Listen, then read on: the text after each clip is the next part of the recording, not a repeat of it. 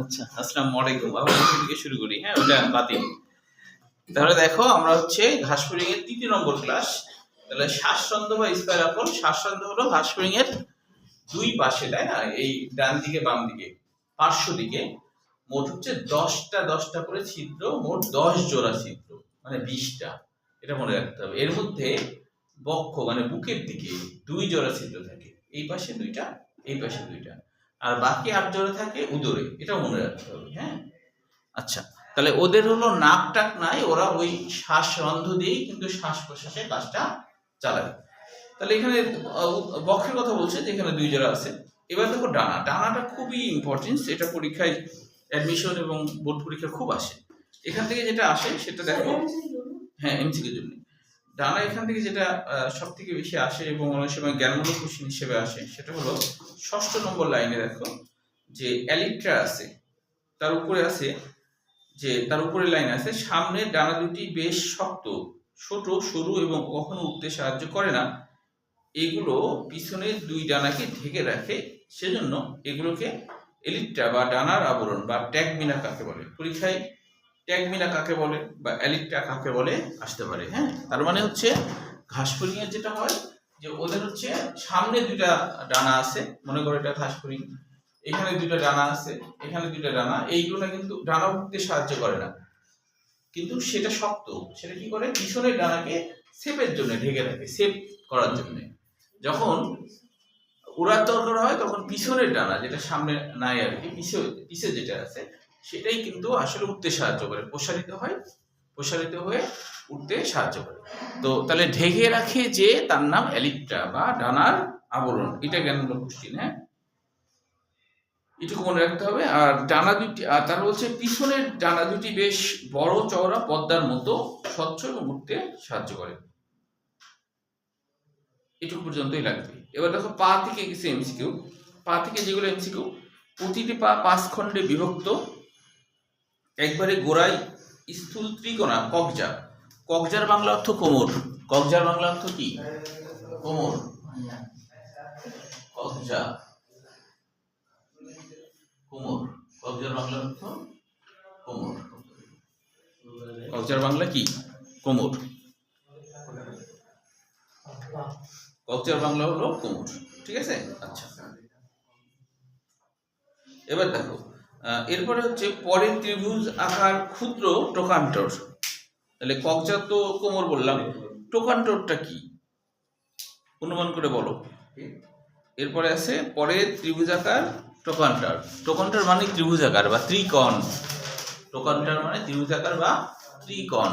হ্যাঁ, এই পরের যে খণ্ড, প্রথম খণ্ড কবজা মানে কোমর, কোমরের সাথে এটা লেগে থাকে তাই। তারপরের খণ্ড ত্রিকোণ, এটা হলো টোকান্টর। পরের লম্বা নলাকার ও দৃঢ় ফিমার। আমাদের যেমন ফিমার আছে, এই যে এটাকে আমরা ফিমার বলি। হ্যাঁ, ফিমার মানে হলো ঊর্ধ্বপা। ফিমার মানে হলো ঊর্ধ্বপা। এই যে এটা, হ্যাঁ হ্যাঁ, লেগ পিস হতে পারে। বাঘ যখন খাবে তখন তো লেগ পিস, তাই না? বাঘের বাচ্চা বলবে যে আম্মু আম্মু আমি লেগ পিস খাবো, তাই না? মানুষের লেগ পিস খাবো তাই বলবে, ঠিক না? হ্যাঁ, লেগ পিস খাবে তো। আচ্ছা, এবার দেখো সব শেষে থাকে টার্সাস। দেখো সব শেষে থাকে টার্সাস। টার্সাস মানে হলো পায়ের তলা। টার্সাস মানে কি? পায়ের তলা। টার্সাস মানে পায়ের তলা। টার্সাসের 3টা উপখণ্ডক আছে, এগুলোকে টার্সোমিয়ার বলে। মিয়ার মানে অংশ, পায়ের তলা। টার্সাস মানে পায়ের তলা। টার্সাস মানে পায়ের তলা।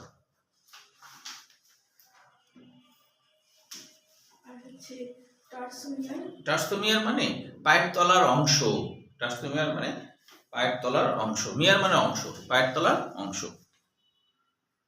এক লাইন বাদ দিয়ে দেখো আছে যে নখর দুইটির মাঝে পাল ভিলাস নামে একটি আসঞ্জন প্যাড থাকে। পাল ভিলাস মানে নরম অংশ বা বালিশ বোঝায় আর কি। হ্যাঁ,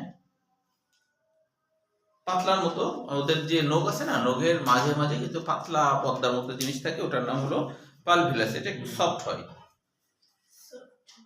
এরপরে দেখো বোল্ড করা আছে সালটোরিয়াল পা। সালটোরিয়াল পা কাকে বলে এটা জ্ঞানমূলক কোশ্চেন হতে পারে। এটা ল্যাটিন শব্দ সালটাস মানে লাফানো, ল্যাটিন শব্দ সালটাস, ল্যাটিন শব্দ সালটাস মানে লাফানো। হ্যাঁ, সালটাস মানে হলো লাফানো, লাফানো, সালটাস মানে লাফানো। হ্যাঁ, মানে এরা লাফিয়ে চলে আর কি। মানে এই পাটা খুব মাংসল হয়, যখন ওরা বিপদে পড়ে তখন ওরা উড়ে যায়। হ্যাঁ, নিচ দিয়ে যেতে যেতে লাফ দিয়ে, হ্যাঁ লাফানো। ও ফল কিনা, ও ভাল ফল একটি না বলতেছি, একটা লিখছে আর একটা নাকি। আচ্ছা, তাহলে হলো লাফানো। এরপরে দেখো এখানে আর কিছু নাই, সরাসরি আমরা চলে আসি পরের পৃষ্ঠায়। এই যে উদর, দেখো উদরে মোট হলো খণ্ডক থাকে।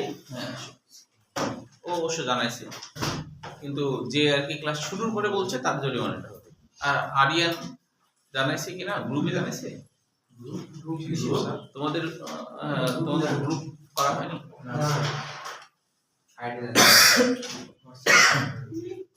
গ্রুপ করতে হবে। হোয়াটসঅ্যাপ না মেসেঞ্জার? হোয়াটসঅ্যাপের পক্ষেই বেশি নাকি? মেসেঞ্জার কে পারো, কে পারো গ্রুপ বানাতে? হ্যাঁ পারো। আচ্ছা, এই নম্বরে করে এইটা নাম্বার দিয়ে আছে এখানে। একটা নাম্বার দিয়ে অ্যাড করে দেবে। সবার নাম্বার তো নাই স্যার, সবার নাম্বারটা অ্যাড করে দিবেন। সবাই যাওয়ার সময় নাম্বারটা বল। হ্যাঁ, গ্রুপটা করে অ্যাড করে দিবেন। সবাই একটু বলে গ্রুপ করো, গ্রুপ দরকার। হ্যাঁ, লিখতে হবে যে প্রথম শান্ত বায়োলজি প্রথম বর্ষ, শান্ত বায়োলজি প্রথম বর্ষ 2027। বাংলা লিখো না স্যার, বাংলা লিখো না, ইংরেজি লিখবা। আচ্ছা, তাহলে ইংরেজিতে শান্ত বায়োলজি লেখো। হ্যাঁ, ফার্স্ট ইয়ার 2027, ফার্স্ট ইয়ার 2027 লিখলে হবে, কারণ সেকেন্ড ইয়ারে এবার আছে তো ওই কারণে মিলে যাবে, তখন বুঝতে পারা মুশকিল হবে। ফার্স্ট ইয়ার লিখলে হবে।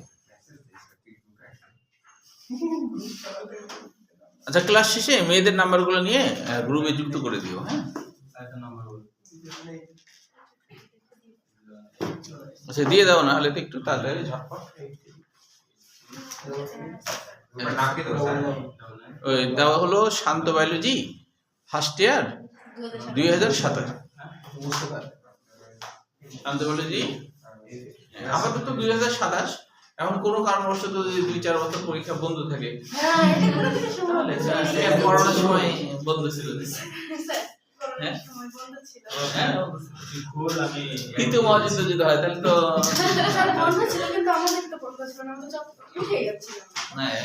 বন্ধু তো ইন্টারমিডিয়েটে হয়েছিল, তোমাদের থাকতে হবে। হ্যাঁ, করোনার সময় বন্ধ ছিল পরীক্ষা। যারা যেই সময় পরীক্ষা দেওয়ার কথা ওই সময় দিতে পারেনি, পরের বছর দিয়েছিল।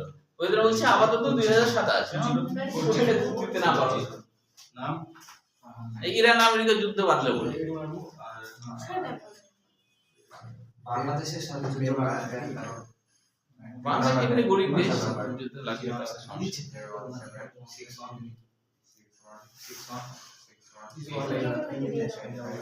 নাম্বারগুলো দিলাম সবাই, গ্রুপগুলো লাগিয়ে দেখেন নাম্বার দিলাম, গ্রুপগুলো লাগিয়ে গেছে নাম্বার দিলাম, ওদের নাম্বার মেয়েরা দিলা নাম্বার সব। আমি তো ইনভাইট দিলাম, আমি সারে গাইড দিছিলাম। ওদের নাম্বারগুলো নাও, অফ হয়ে গেছে, অফ করে রাখেন। ও আচ্ছা আচ্ছা, নাম কি দেব স্যার? নাম সেভ করে আচ্ছা থাক স্যার, এখন তো শুরু হবে, লিখে দে তুই। ওই যে গ্রুপের নাম বললাম শান্ত বায়োলজি ফার্স্ট ইয়ার 2027 লিখতে বলো। পসিবিলিটি কি বলছে এই পড়া হচ্ছে হলো উদরের এখান থেকে শুরু। হ্যাঁ হ্যাঁ, বক্ষ বাড়ানো হয়ে গেছে। তোমাকে একটু বলি, তোমার এর মধ্যে বক্ষ থেকে অ্যালিকটা পড়ানো হয়েছে। অ্যালিকটা মানে ডানার আবরণ। হাঁসফড়িংদের 2 জোড়া ডানা থাকে, সামনের যে ডানাটা থাকে সেটা শক্ত হয়, শুরু হয়, এর হলো পিছনের ডানাকে ঢেকে রাখে শেপের জন্য। হ্যাঁ, তো ওই জন্য সামনের ডানা দুইটাকে বলা হয় অ্যালিকটা বা ডানার আবরণ বা ট্যাগমিনা বলা হয়। আর পিছনের ডানাটা এটা হচ্ছে উঠতে সাহায্য করে, এটা পাতলা হয়, প্রসারিত, ধরনের হয়। এটা হলো ছিল। আর ছিল হচ্ছে বক্ষে হলো ছিদ্র থাকে হলো মোট 2 জোড়া, উদরে থাকে 8 জোড়া, এই মোট 10 জোড়া স্পাইরাকল বা শ্বাসরন্ধ্র থাকে। এইটুকু আলোচনা হয়েছে, ঠিক আছে। আচ্ছা, এবার তাহলে আমরা শুরু করি। এরপরে উদর দিকে দেখো। উদর তো আমরা জানি ঘাসফড়িংয়ের যে এটা যদি মস্তক অঞ্চল হয়, এটা যদি বক্ষ অঞ্চল হয়, তো এইটুকু হলো উদর অঞ্চল। এই উদর অঞ্চলে বাহ্যিক ভাবে দেখা যায় কতগুলো খণ্ডক থাকে। হ্যাঁ, তো এই খণ্ডকগুলা 11টা। খণ্ডকগুলা 11টা। এটা মনে করো আর্থ্রোপোডা পর্বের যে প্রাণী তাদের। হ্যাঁ, এই যে বক্ষ, হ্যাঁ, এই বক্ষর এই জায়গাটাতে এদের এরকম পা থাকে। এটা মনে করো ঘাসফড়িং। হ্যাঁ, এত বড় না, একটু বড় করলাম। তারপরে ঘাস দেখা যাচ্ছে না নাকি? ঘাসই তো এত বড় না, এটা কি আতার সময় একটু বড় করে রাখলাম। আমি জন্য বললাম হোয়াটসঅ্যাপে দিলে না ভিডিওতে না বাইরে থেকে পিছের সামনে আরো পা থাকে, এরকম আর কি। এরকম পা থাকে। তো এইটা হলো উদর মনে করো। এই যে উদর, এই উদরটা 11টা খণ্ড। এই উদরটা হলো 11টা খণ্ড। আচ্ছা, পরে ঘাসফড়িং আবার ভালো করে রাখবো। এখন দেখো, তাহলে 11টা খণ্ড। এখন বলা হচ্ছে প্রত্যেকটা খণ্ডকের পৃষ্ঠদেশ টার্গাম। টার্গাম মানে তো আগে বলেছি, টার্গাম মানে পিঠ। টার্গাম মানে পিঠ, আর স্টার্নাম মানে বুক, আর প্লিউরাল মানে হচ্ছে পার্শ্ব বা পাশে। হ্যাঁ, তো এই উদরে এখানে কোনো প্লিউরন থাকে না। প্লিউরন একটা পদ্মার মতো গঠন, এটা থাকে না। কেন থাকে না? কারণ উদরে শ্বাসরন্ধ্র থাকে অনেক বেশি। তো শ্বাসরন্ধ্র থাকে, শ্বাসরন্ধ্র ঢেকে যাবে পদ্মা থাকলে, ওই জন্য ওখানে কোনো প্লিউরন বা পদ্মা থাকে না। এরপরে দেখো টিম্পেনাম। টিম্পেনাম প্রথম খণ্ডকে থাকে। এটা হলো শব্দ শোনার জন্য, শ্রবণ অঙ্গ। এটা এমসিকিউ হিসেবে আসে। ঘাসফড়িং এর কততম খণ্ডকে টিম্পেনাম থাকে? তাহলে বলবো প্রথম খণ্ডকে, ঠিক আছে। আচ্ছা, শ্বাসরন্ধ্র তো আগে আমরা জেনেছি, প্রথম দিকে 8 খণ্ডক, এখানে হচ্ছে 8 জোড়া থাকে, এটা তো আগেই জেনেছি। এখন দেখো যে সরাসরি সৃজনশীল হিসেবে পার্থক্যটা পড়তে হবে। উপরের গুলা আমরা নিচে পেয়ে যাব। আচ্ছা, উপরেরটা আগে শিখি, তাহলে নিচেরটা পারা যাবে। দেখো, পায়ু ও বহি জনরঙ্গ, এখানে কিছু কথা আছে, এগুলো আমরা বুঝবো। 3য় নম্বর লাইনে দেখো supra anal plate. Supra anal plate, তাহলে সুপ্রা অ্যানাল প্লেট জিনিসটা কি? অ্যানাল মানে তো পায়ু, তাই না? আর সুপ্রা মানে উপরে, মানে পায়ুর উপরে একটা প্লেটের মতো গঠন, একটা মোটা পদ্মার মতো গঠন, এটাকে বলে সুপ্রা অ্যানাল প্লেট। এটা পায়ের উপরের দিকে থাকে, এটা বলছে। আর তারপরে বলছে যে এদের উপরের প্লেট, পায়ের উপরের দিকে একটা আবরণ থাকে, এটাকে বলে সুপ্রা। যেমন ধরো লেজ থাকে না গরু ছাগলদের, লেজটাকে বলা যেতে পারে সুপ্রা অ্যানাল প্লেট, লেজ। হ্যাঁ, তো তাহলে এখানে হচ্ছে সুপ্রা অ্যানাল প্লেট বলতে পায়ের উপরের যে প্লেট বা পদ্মা, সেটাই হলো সুপ্রা অ্যানাল প্লেট। এটা কিন্তু কোথায় থাকে? নম্বরের কাজ হয়ে গেছে, সাবধানে গাড়ির নম্বরগুলো সামনে রেখে দে।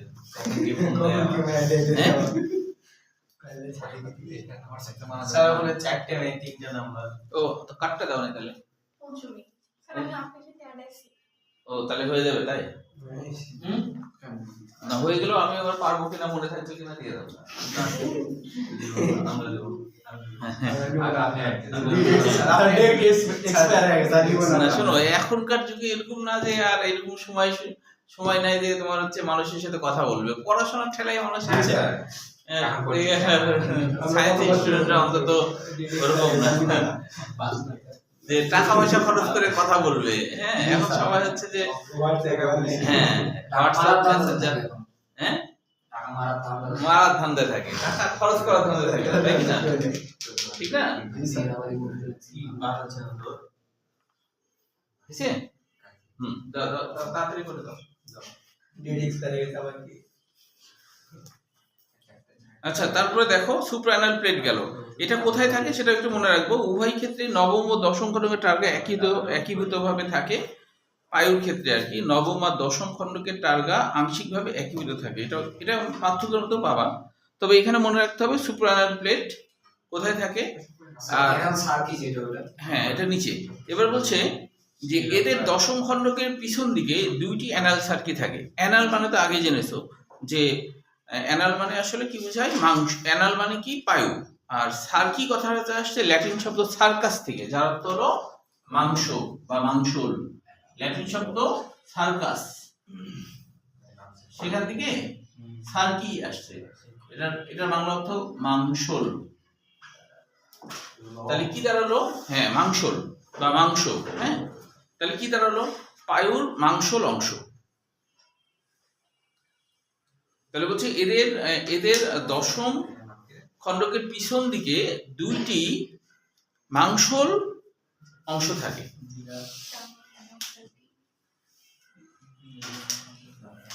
পিছন দিকে দুইটি মাংসল অংশ থাকে, এটাই হলো। হ্যাঁ, পায়ুর দুই পাশ দিয়ে আর কি, বুঝছো? পায়ুর দুই পাশ দিয়ে দুইটা মাংসল অংশ থাকে, পায়ুর দুই পাশ দিয়ে, হ্যাঁ মাংসল অংশ। যেমন ধরো কথার কথা, আমাদেরও তো তাই, আমাদের পায়ুর দুই পাশ দিয়ে কি আছে, মাংসল না? যদি এটা মাংসল না হতো তাহলে আমরা বুঝতেই পারতাম না, পারতাম? একবারে খটখটা যদি হতো বুঝতে পারতাম। হাত যেমন যদি হাঁটুর মতো গঠন হতো বুঝতে পারতাম, হাঁটুতে বসা যায়, সেটাই আর কি। মানে পায়ুর দুই পাশ থেকে দুইটা মাংসল অংশ, ওটাই হলো অ্যানাল সার্কি, ওটা হলো অ্যানাল সার্কি। এই জন্যে আর কি এখানেই বুঝতে হবে। এই হয়নি এত দেরি?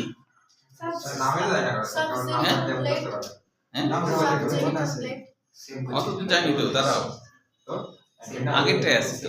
আচ্ছা, এবার দেখো, এবার বলছে নবম খণ্ডকের ইস্টার নাম, মানে অঙ্কিত দিকটা, ইস্টার নামটা লম্বা হয়ে সাবজেনিটাল প্লেট। দেখো সাব মানে কি, এই খেয়াল করো, সাব মানে নিচে, জেনিটাল মানে কি, জনন অঙ্গ। জেনিটাল মানে জনন অঙ্গ। তার মানে কি, যে এবার হচ্ছে যে নবম খণ্ডকের ইষ্টান্নটা লম্বা হয়ে, নবম তো ইষ্টান্ন তো নিচের দিকে, তাহলে সাবেই হবে। জনন অঙ্গের নিচের দিকে প্লেট গঠন করে, জনন অঙ্গের নিচের দিকে প্লেট গঠন করে, এটাই হলো সাবজেনিটাল প্লেট।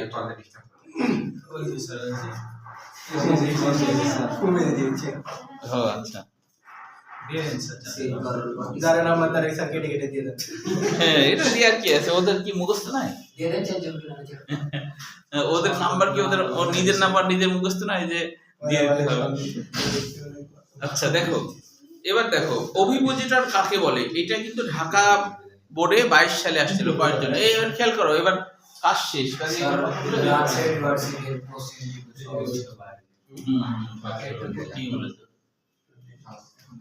দেখো অভিপোজিটর কাকে বলে। হ্যাঁ, অভিপোজিটর কাকে বলে, এটা জ্ঞানমূলক কোশ্চেন হিসেবে আসছিল ঢাকা বোর্ড 22 সাল কয়ের জন্য। জানেন না অভিপোজিটর? হ্যাঁ, অভিপোজিটর কথাটা কেন আসছিল, একই শব্দ ওভাম মানে ডিম, পজিটর মানে পাড়া বা রাখা। পুরো অর্থ হলো ডিম রাখার যন্ত্র, ডিম পাড়ার অঙ্ক না স্যার? হ্যাঁ ডিম পাড়ার অঙ্ক বা ডিম রাখার যন্ত্র। কেন এটা বলি আমি, হ্যাঁ পজিটর মানে হলো রাখা, রাখা বা পাড়া দুটোই বোঝায়। হ্যাঁ, পজিটর মানে রাখা বা পাড়া। আসলে এই জিনিসটা হচ্ছে যে এদের হচ্ছে এইদিকে মনে করো চোখা অংশ থাকে আর কি। হ্যাঁ, তো এই অংশটা দিয়ে ওরা কি করে, যে গর্ত খুঁড়ে যেখানে ডিমটা রাখবে বা ডিমটা পারবে। তো মুরগিরা তো পারার সময় কোনো গর্তটা তো খুঁড়ে না, তাই না? কিন্তু এরা কি করে না, মুরগিরা পারছে এমনি পারে সমতল জায়গায় যেখানে সেখানে, অনেক সময় দেখা যায় গাছের ডালেও পেটে দেয়, তখন নিচে পড়ে ফেটে দেয়। আমাদের একটা মুরগি ছিল এই কাজ, না স্যার, মেলা জন্য মেলা রকম কাজ করে। হ্যাঁ, টিনের উপরেও পারে না। টিনের উপরে পারে, গড়াতে গড়াতে এসে নিচে পড়ে এরকম।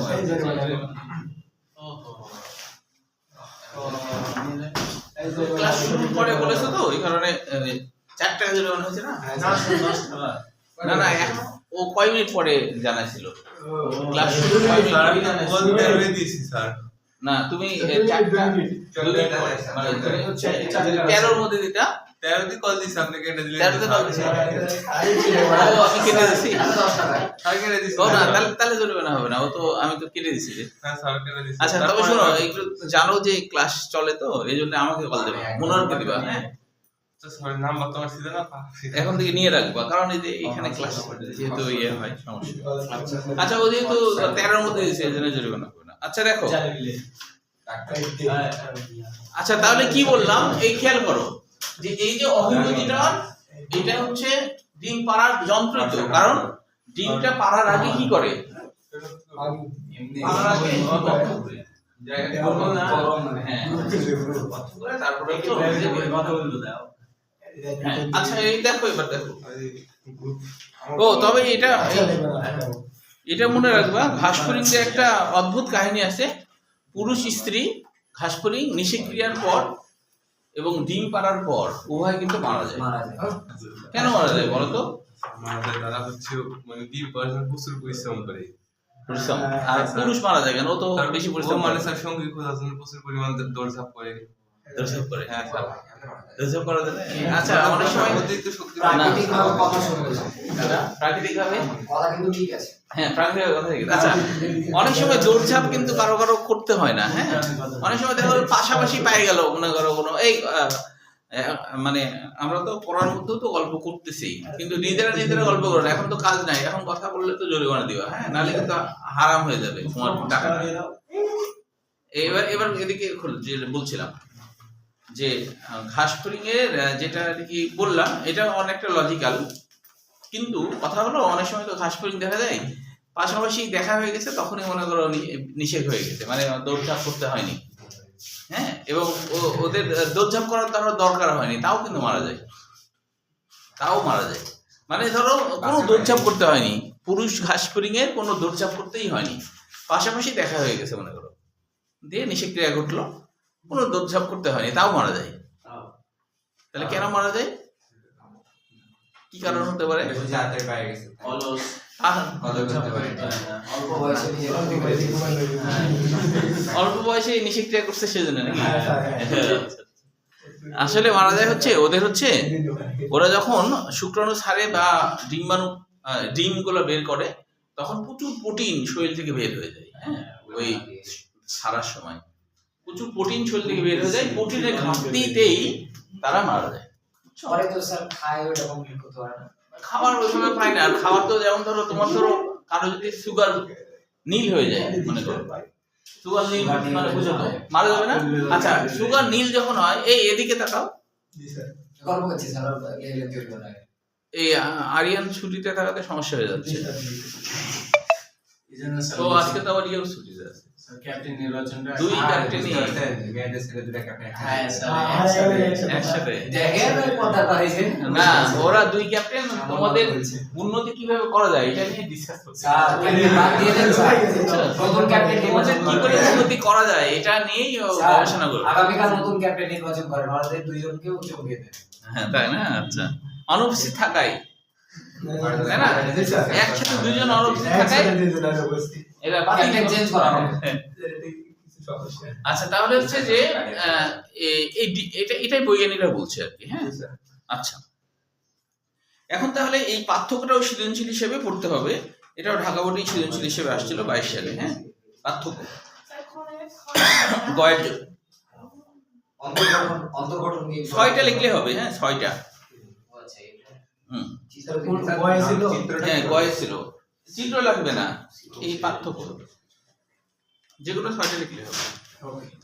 আচ্ছা এবার দেখো ঘাসফড়িং এর সিলম ও অন্তর্গঠন, এখানে হচ্ছে মিক্সোসিল কাকে বলে এটা একটা জ্ঞানমূলক কোশ্চেন। সিলোর মতো এক ধরনের গহ্বর না? হ্যাঁ সিলম এক ধরনের গহ্বর, দেহ গহ্বর বলা হয়। আর মিক্সোসিলটা নামকরণ কেন হয়েছে? মিক্সোসিলটা এই কারণে হয়েছে, মিক্সোসিল মানে কি মিশ্র গহ্বর, এর বাংলা অর্থ কি মিশ্র গহ্বর, মিশ্র সিল মানে কি মিশ্র গহ্বর। তো মিশ্র গহ্বর কখন হয় আমরা জানি যে ধরো এখানে একটা ব্লাস্টুলা হয়েছে, এখানে ব্লাস্টুলা হয়ে গেল, মরুলার পরে এরকম ব্লাস্টুলা হয়, তারপর দেখা গেল ব্লাস্টুলা হওয়ার পর যথারীতি এর আশপাশে অন্যান্য কোষস্তর তৈরি হয়েছে। তো কোষস্তর তৈরি করার সময় দেখা গেল যে এই জায়গায় মেসোডাম মনে করো, এটা মনে করো সেই মেসোডাম, এই মেসোডামের এখানেই তো আসলে ফাঁকা জায়গা তৈরি হয়, গোটাটাই হয় আমি দেখাচ্ছি। তাহলে এটা কিন্তু আসলে সিলোম, এটা কিন্তু সিলোম, আর এইটা হলো ব্লাস্টোসিল, ব্লাস্টুলার গহ্বরকে ব্লাস্টোসিল বলা হয়। এখন এই দুইটা যদি একীভূত হয়ে যায় তাহলে এই জিনিসটার নাম হবে মিক্সোসিল। বুঝতে পারছো? ঘাস ফড়িং দিয়ে এটা হয়, যে এই জন্য এদের সিলোম বলে ওইভাবে কিছু নাই, ওদের হচ্ছে গোটা শরীরটাতেই রক্ত, পরিপাকতন্ত্র তার আশপাশে ভর্তি রক্ত, মানে একীভূত হয়ে গেছে। আর আমাদের তো একীভূত হয়নি, আমাদের সিলোম আলাদা, মানে পরিপাকতন্ত্রের সাথে একীভূত হয়নি আমাদের সিলোম। আমাদের সিলোম তো পেরিটোনিয়াম পর্দাতে ঘেরা, আর এদের কি হয়েছে? একীভূত হয়ে গেছে। একীভূত হয়ে গেছে বলেই এদের গোটা শরীরে ভর্তি রক্ত, আর রক্ত বর্ণহীন রক্ত, কিন্তু রক্ত, তাই কিনা? এই আচ্ছা, এবার দেখো হিমোলিম কাকে বলে? সিলেট বোর্ড 23 সাল কয়ের জন্য আসছিল। হিমোলিম কাকে বলে? সিলেট বোর্ড 23 সাল কয়ের জন্য আসছিল। হিমোলিম কাকে বলে? সিলেট বোর্ড 23 সাল কয়ের জন্য। তাহলে হিম মানে রক্ত, লিম মানে কি? জল বা পানির মতো, মানে মিক্সোসিলের ভিতর দিয়ে রক্ত প্রবাহিত হয় বলে এটি হিমোসিল নামে অভিহিত। প্রবাহমান তরল পদার্থ হচ্ছে হিমোলিম। ওদের তরল পদার্থের মতো, পানির মতো ওদের রক্তটা, এই জন্য নাম হয়েছে হিমোলিম। রক্তটা যখন জলের মতো তখন নাম হয় হিমোসিল। আচ্ছা, এটা জ্ঞানমূলক কোশ্চেনের জন্য। এরপরে দেখো এখানে পৌষ্টিকতন্ত্রের কিছু ভাগ দেখানো হয়েছে, যে পৌষ্টিক নালী, এদের পৌষ্টিক নালীকে তিনটা ভাগে, না চিত্র লাগবে না। একটু যাওয়া মানে এক পা যাওয়া, এক পা ভিতরে থাকা, বেশি করে গেল। হ্যাঁ পুরোটা যাও, তাই না? একটু যাওয়া মানে এক পা দিয়ে এক পা এরকম, এই একটু যাওয়া। আচ্ছা দেখো, পৌষ্টিকতন্ত্র বলতে না, পৌষ্টিকতন্ত্র উপরে গুলো লাগবে না। পৌষ্টিকতন্ত্র আর পৌষ্টিক নালী এই দুইটা তো আলাদা, তাই না? পৌষ্টিকতন্ত্র বলতে বোঝায় পরিপাকতন্ত্র এবং গ্রন্থি, দুইটাকে একসাথে বলা হয় পৌষ্টিকতন্ত্র বা পরিপাকতন্ত্র। আর পরিপাক নালী শুধু নালী। আর যখন বলবো পরিপাকতন্ত্র বা পৌষ্টিকতন্ত্র, তখন পরিপাক নালী এবং গ্রন্থি সবকিছু মিলে। হ্যাঁ, তো সেই জন্য এখানে দেখানো হয়েছে পৌষ্টিকতন্ত্র আসলে দুইটা অংশ, একটা পৌষ্টিক নালী, একটা পৌষ্টিক গ্রন্থি। তো পৌষ্টিক নালীর মধ্যে তিনটা অংশ। এটা এমসিকিউর জন্য, শুধু এমসিকিউর জন্য, যে পৌষ্টিক নালীর তিনটা অংশ। একটা হলো ইস্টোমোডিয়াম। ইস্টোমোডিয়াম নামকরণটা হয়েছে কেন? ইস্টোমা মানে মুখ, ওডিয়াম মানে পথ, মুখের পথ, মুখের দিক বা মুখের পথ। তাহলে ইস্টোমোডিয়াম নামকরণ হয়েছে কেন? গ্রিক ইস্টোমা মানে মুখ, ওডিয়াম মানে পথ বা গহ্বর, দুটাই বোঝায়। হ্যাঁ, মুখের ভিতরের যে গহ্বর, মুখের ভিতরের দিকের পথ, এটা বোঝায়। এরপরে দেখো মেসেন্টেরন। মেসেন্টেরন মানে হলো মধ্য অন্ত্র। মেসেন্টেরন মানে মধ্য অন্ত্র। প্রোক্টোডিয়াম মানে কি? গ্রিক শব্দ প্রোক্টো মানে মলদার বোঝায়। গ্রিক শব্দ প্রোক্টো মানে মলদার। প্রোক্টো মানে মলদার বোঝায়, মলদার। আর প্রোক্টোডিয়াম, ডিয়াম মানে হচ্ছে ডিয়াম, ডিয়াম মানে হচ্ছে অংশ বা নালী, মলদারের অংশ বা নালী, মলদারের অংশ বা নালী, এটা হলো প্রোক্টোডিয়াম। আর এদের পৌষ্টিক গ্রন্থি তিনটা, লালা গ্রন্থি, মেসেন্টেরন অন্তঃআবরক আর হেপাটিক সিকা। এটা এমসিকিউর জন্য। হ্যাঁ, এরপরে দেখো পরের পৃষ্ঠাটা এমসিকিউ, তবে এখানে অনেক কিছু বোঝার আছে। প্রথমে দেখো যে ইস্টোমোডিয়াম সম্পর্কে বলা হচ্ছে। আগে বললাম ইস্টোমা মানে মুখ, আর ডিয়াম মানে অংশ বা নালী, মুখের দিককার যে নালী। এখানে আমাদের মনে রাখতে হবে যে ইস্টোমোডিয়াম এটি মূলত কাইটিন নির্মিত। তৃতীয় নম্বর লাইন, এই অংশটির অন্তঃপ্রাচীর কাইটিন নির্মিত। তারপর বলছে মুখ ছিদ্র। এরপর বলছে মুখ ছিদ্র। মুখ ছিদ্রের এখানে সিবেসিয়াম লেখা আছে। দেখো সিবেসিয়াম নামকরণটা কেন হয়েছে? হাসপাতালে এরকম একটা ঘটনা ঘটে, যে ঘটনাটা হলো এরকম। এটা হলো গলবিল অঞ্চল, এটা একটু মাংসল হয়, তারপরে এরকম একটা গঠন থাকে, এরকম গঠন। হ্যাঁ, এই অংশটার নাম হলো সিবেসিয়াম। সিবেসিয়াম, সিয়াম। তারপরে গলবিলের পরে খাদ্যনালী শুরু হলো মনে করো। হ্যাঁ, তো এখন এর আশপাশে মুখভঙ্গ আছে, এর আশপাশে ভর্তি মুখভঙ্গ, আর এই ফাঁকা জায়গা আছে না, এই ফাঁকা জায়গার নাম হলো সিবেসিয়াম। সিবেসিয়াম এর বাংলা কি? সিবেসিয়াম এর বাংলা অর্থ হলো, দেখো সিবেসিয়াম বাংলাটা আসছে খাদ্য ধারণের স্থান। খাদ্য ধারণের স্থান। সিবেসিয়াম এর বাংলা অর্থ ল্যাটিন শব্দ সিবাস। ল্যাটিন শব্দ সিবাস মানে খাদ্য। ল্যাটিন শব্দ সিবাস মানে খাদ্য। আর সিবেরিয়াম মানে সিবেরিয়াম। সিবেরিয়াম সিবেরিয়াম সিবেরিয়াম মানে যে ধারণের স্থান। ধারণের স্থান তার মানে খাদ্য ধারণের স্থান। হ্যাঁ, ধারণের স্থান। কারণ মুখভঙ্গতে খাবারটা তোমার এর মধ্যে রেখেই কিন্তু চিবানোর কাজটা করে, এই জন্য এরকম নাম হয়েছে আর কি সিবেসিয়াম। ঠিক আছে, নামকরণটা এই কারণে হয়েছে। হ্যাঁ, এবার দেখো যে গল্পের দিকে কোনো, এটা এমসিকিউ গোটাটাই, তবে গল্পের দিকে কোনো কোশ্চেন হয় না, ব্রাশ টালির দিকেও কোনো কোশ্চেন হয় না, ক্রপ থেকে কিন্তু মেডিকেল অ্যাডমিশনে 3বার কোশ্চেন আসছে ক্রপ থেকে শুধু। কাজ থেকে আসছে স্যার 3বার। হ্যাঁ হ্যাঁ, কাজ থেকে, ক্রপের কাজ থেকে। তাহলে ক্রপের কাজটা খুবই গুরুত্বপূর্ণ আর কি। হ্যাঁ, যে ক্রপ ক্রপ নামকরণটা কেন হয়েছে বলো তো অনুমান করে? না কাটা না।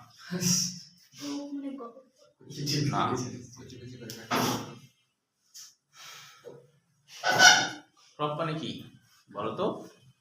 ক্রপ বলতে আসলে বোঝায় ওই যে শস্য বলি না আমরা, মানে এই ক্রপে প্রথমে খাবারগুলা, ঘাস ফড়িং যে খাবারগুলা খায় আর কি, পরিপূর্ণ ভাঙতে পারে না, তো এই ক্রপে প্রথমে খাবারগুলা রাখে, ওর ভিতরে আবার দাঁত থাকে অতিরিক্ত, ওই দাঁতটা আবার হচ্ছে তোমার মিহিন করে। হ্যাঁ, তো ওই জন্য শস্যগুলো প্রথমে ক্রপে থাকে, তো তাই এর নাম হলো শস্য। ক্রপ মানে শস্য। তো ক্রপের কাজ কি? খাদ্যবস্তু কিছু সময়ের জন্য এখানে জমা থাকে, ক্রপের সংকোচন প্রসারণে খাদ্য কিছুটা চূর্ণ হয়, লালার এনজাইম পরিপাকের সুযোগ ঘটায়। এবার দেখো গিজার্ড। গিজার্ডের বাংলা অর্থ হলো চূর্ণ করা, ফরাসি শব্দ এটা। গিজার্ডের বাংলা অর্থ চূর্ণ করা, ফরাসি শব্দ গিজার্ড মানে হলো চূর্ণ করা। চূর্ণ করা। ফরাসির ছেলেমেয়েরা কিন্তু কখনো এরকম পড়ে না যে এটা হলো বাঙালি শব্দ অমুক থেকে ফরাসি ভাষায় এটা আসছে। আমরাই খালি করি অন্য দেশের কথা, বাংলাদেশে হবে না, কারণ বাংলাদেশ তো ফকিরনি দেশ, সব দিকে ফকিরনি। একটাই কথা স্যার হচ্ছে জানে ওই ডক্টর ইউনূসের জন্য, তাছাড়া আর কেউ চিনবে না। ডাবল ট্যাক্সের গাড়ি।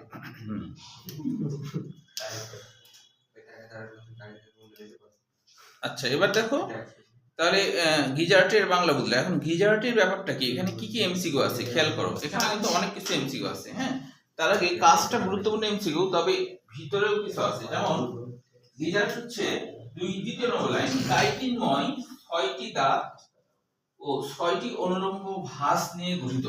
এটা এমসিকিউর জন্য গুরুত্বপূর্ণ। হ্যাঁ, 6টি দাঁত, 6টি দাঁত মানে এদের হচ্ছে যে ভিতরের দিকে আর কি, ভিতরের দিকে তো দাঁত থাকে, ভিতরের দিকে দাঁত আছে। হ্যাঁ, তো ওই দাঁতটা তো আর এভাবে দেখানো যাবে না, ধরো এটা যদি প্রস্তুচ্ছেদ করি তাহলে দেখা যাবে এরকম করে 6টা দাঁত, এরকম 6টা দাঁত, এরকম 6টা দাঁত থাকবে, 6টা দাঁত, এরকম দাঁত, বুঝছো? আর দাঁতের নিচের দিকে অসংখ্য চুল থাকবে, দাঁতের নিচের দিকে। এটা কিন্তু 6টি না, হ্যাঁ, এখানে অসংখ্য চুল থাকবে, দাঁতের নিচের দিকে চুল থাকবে, মানে মোটা খাবারগুলো ঢুকতে দেবে না। মোটা যদি বেশি মোটা খাবার আসতে লাগে, চুল দেওয়ার সরাই দিবে, যে আরো হজম হোক, মানে আরো ভাঙো, তারপরে আসো, এরকম। আর দাঁতের মাঝে মাঝে কিছু যে পেশি আছে, মাংস পেশির মতো, তো সেটাকে বলা হচ্ছে প্যাট। এই দেখো কাইটিনময় 6টি দাঁত ও 6টি অনুলম্ব ভাঁজ নিয়ে গঠিত। ওই মাংস পেশিটা একটু ভাঁজের মতো, এটাকে বলা হচ্ছে 6টি অনুলম্ব ভাঁজ। দাঁতের পিছনে চুল ও 6টি প্যাক থাকে। চুল যেখানে থাকে সেই জায়গায় আবার প্যাক মানে তো নরম অংশ। এখানে ধরো চুল আছে, চুলের গোড়াতে নরম অংশ আছে, চুলের গোড়াতে নরম অংশ, সেই নরম অংশ থেকে এটা হলো প্যাট, সেই নরম অংশ থেকে চুলগুলা হয়েছে আর কি। তো এটা প্যাট আর এটা হলো এই যে চুল। চুল হলো অসংখ্য, মনে রাখবা। মাংসপেশি ভাঁজ 6টা, তারপর হলো যে দাঁত 6টা, কিন্তু চুল অসংখ্য। চুল কিন্তু আবার 6টা বলবো না, চুল হলো অসংখ্য। তাহলে প্যাডও 6টা, 6টা অনেক কিছু তাই না, কিন্তু হলো চুল অসংখ্য, চুল আবার 6টা বলা যাবে না। হ্যাঁ, তাহলে এইটুকু কাইটিনময় 6টি দাঁত, 6টি অনুলম্ব ভাঁজ নিয়ে গঠিত, দাঁতের পিছনে চুল ও 6টি প্যাক থাকে, এটুকু পর্যন্ত এমসিকিউ। হ্যাঁ, আর গিজারের কাজটাও গুরুত্বপূর্ণ এমসিকিউ। এবার দেখো মেসেন্টেরন কাকে বলে, এটা বরিশাল বোর্ড 23 সালে কয়ের জন্য আসছিল। মেসেন্টেরন কাকে বলে, বরিশাল বোর্ড 23 সাল, বরিশাল বোর্ড 23 সাল কয়ের জন্য আসছে, বরিশাল বোর্ড 23 সাল লিখে নিতে হবে। হ্যাঁ, এটা কয়ের জন্য আসছিল, লিখে নিচ্ছ না কেন? বরিশাল বোর্ড 23 সাল কয়ের জন্য। তুমি গুরুত্ব দিয়ে পড়তে পারবে ওগুলা, লেখা থাকবে তাই না, যে এগুলা গুরুত্বপূর্ণ। তাহলে গিজার্ডের পর থেকে শুরু করে উদরের মধ্যাংশ পর্যন্ত বিস্তৃত পাতলা প্রাচীর অংশটি হলো মেসেন্টেরন। তো আমরা যদি একটুখানি দেখাই, দেখানোর আগে আর একটা শব্দ শেষ করে নিই, পেরিটোপিক পর্দা। দেখো এখানে বলা হচ্ছে যে মেসেন্টেরন এখানে আছে আর কি, মেসেন্টেরনের এখানেই আছে যে তোমার 3 নম্বর লাইন, এর অন্তঃপ্রাচীর কিউটিকলের পরিবর্তে পেরিটোপিক পর্দা নামক বৈষম্যবদ্ধ পর্দা দিয়ে আবৃত। পেরিটোপিক পর্দা মানে কি? মনে রাখবা, পেরি মানে চারপাশ বা ওয়াল, পেরি মানে চারপাশ বা প্রাচীর, চারপাশ পেরি। আর তারপরে কি আছে, ট্রপিক, পেরিটোপিক। ট্রপিক মানে পুষ্টি, ট্রপিক মানে পুষ্টি, ট্রপিক মানে পুষ্টি, মানে এই ওয়ালে পুষ্টিগুলো থাকে, খাবার খাদ্যগুলো থাকে আর কি, এই জন্য এর নাম হলো পেরিটোপিক পর্দা।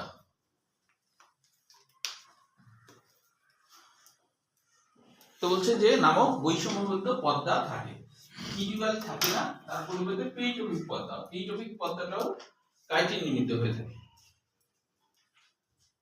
আচ্ছা, এবার একটু আমি এখান থেকে আর তোমার আর একটাই এমসিকিউ করতে হবে রেকটামের এখানে, তাছাড়া আর এমসিকিউ নাই। রেকটামের এখানে, রেকটামের এখানে দেখো যে 2 নম্বর লাইন, এর অন্তঃস্থ প্রাচীরে 6টি রেকটাল প্যাপিলা থাকে। প্যাপিলার বাংলা অর্থ হচ্ছে গুটি বা স্তন্যের বোটা। প্যাপিলার বাংলা অর্থ গুটি বা স্তন্যের বোটা, গুটি বা স্তন্যের বোটা, স্তন্যের বোটা। রেকটাম মানে কি? মলাশয়, মলাশয়ের ভিতরের দিকে কিছু স্ফীত অংশ আছে, ওটাকে গুটি বলছে বা প্যাপিলা বলা হচ্ছে। হ্যাঁ, আচ্ছা, এখন দেখো ছবিটা একটু দেখলে আরো ভালো বুঝবা। আর এমসিকিউ এখানে নাই, একটুখানি ছবিটা দেখো, আমি একটু দেখাই, তোমরা না আঁকলেও চলবে, ছবিটা পরীক্ষায় আসে না, এমনিতে আমি দেখাচ্ছি বোঝার সুবিধার জন্য। গোটা পৌষ্টিক তন্ত্র ছবিটা কেমন, তোমার খালি আরাম করে দেখো তাহলে হবে, কষ্ট করতে হবে না তোমাদের, নাকি? ঠান্ডা লাগছে স্যার আপনার রুমে। তাই এসি দেবো না? এসে থাকতেছে বাইরে ঠান্ডা লাগছে। এই জিনিসটা হলো হেপাটিক সিকা। হেপাটো মানে যকৃৎ, যকৃতের মতো তো, তাই সিকা মানে সিকাম, সিকাম মানে বদ্ধ। এর উপরের দিকে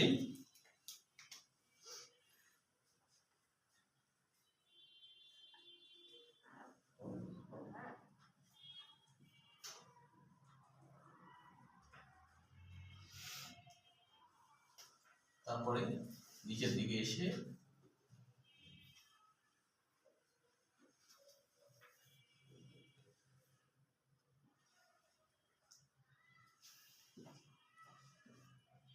এটা হলো হাসপুরিয়া পৌষ্টিক নালী।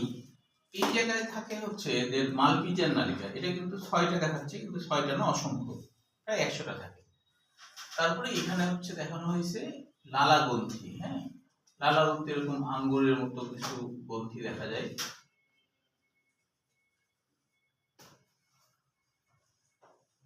এই পাশে এরকম লালা গ্রন্থি আছে।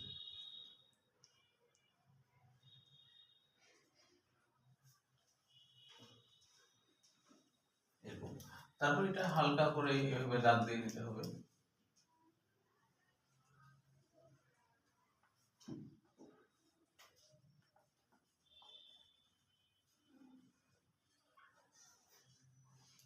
এখন দেখো,